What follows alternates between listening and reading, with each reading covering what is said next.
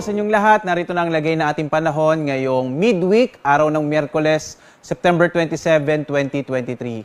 Sa ating latest satellite images, patuloy yung pagmamonitor natin sa low pressure area na nasa labas pa ng Philippine Area of Responsibility na mataan natin ito megit 1,425 kilometers east o silangan ng extreme northern Luzon. Base sa pinakahuling datos natin, maaaring ang itong LPA na to ay pumasok sa loob ng Philippine Air Responsibility sa araw na ito. Bagamat sa ngayon medyo maliit pa rin yung tsansa na ito ay maging bagyo at yung trap o itong extension ng low pressure area ang siyang magdadala ng maulap na kalangitan na may mga pag-ulan sa malaking bahagi ng Mindanao, gayon din sa Central and Eastern Visayas.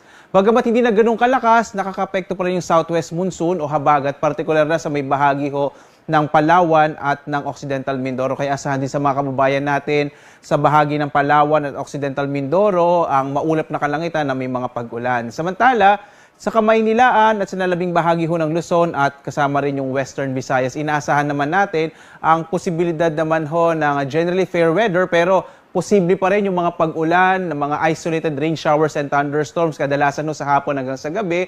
Minsan pwede magkaroon ng mga malalakas na mga pag-ulan bagamat hindi naman ito magtatagal. Dulot ito ng mga localized thunderstorms. Maliban nga sa low pressure area na to, wala na tayo iba pang minomonitor na iba pang weather system na nakakaapekto sa ating bansa sa kasalukuyan. At narito na ang lagay ng panahon dito sa Luzon. Makikita natin na itong bahagi nga ng Palawan at Occidental Mindoro, dulot pa rin ng southwest monsoon o habagat ay magdadala pa rin ng maulap na kalangitan na may mga pag-ulan. Samantala, sa nalabing bahagi ng Luzon, inaasahan naman natin ang posibilidad ng mga pag-ulan sa hapon naman hanggang sa gabi.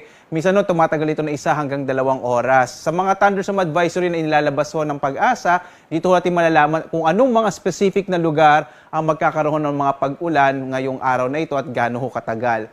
Samantala, ang agwat ng temperatura sa Lawag nasa 24 to 32 degrees Celsius, sa Baguio 17 to 24, sa Kamaynilan hanggang 33 degrees Celsius habang hanggang 34 degrees Celsius naman sa Tuguegarao. Sa Tagaytay nasa 22 to 31 degrees Celsius, sa Legazpi 24 to 32 degrees Celsius, sa Calayan Islands naman 25 to 31 habang sa Puerto Princesa 24 to 32 degrees Celsius. Dumako po tayo dito sa Visayas at Mindanao. Makikita natin itong bahagi ng Central and Eastern Visayas ay magkakaroon ng maulap na kalangitan na may mga pag-ulan ngayong araw dulot ng trough o ito yung tinatawag na extension nitong low pressure area. Habang sa Western Visayas, inaasahan naman natin yung mga isolated o pulupulong pag-ulan sa hapon hanggang sa gabi. Yung agwat nga ng temperatura sa Iloilo nasa 24 to 32 degrees Celsius. Sa Cebu naman, 26 to 32 degrees Celsius habang sa Tacloban nasa 24 to 32 degrees Celsius.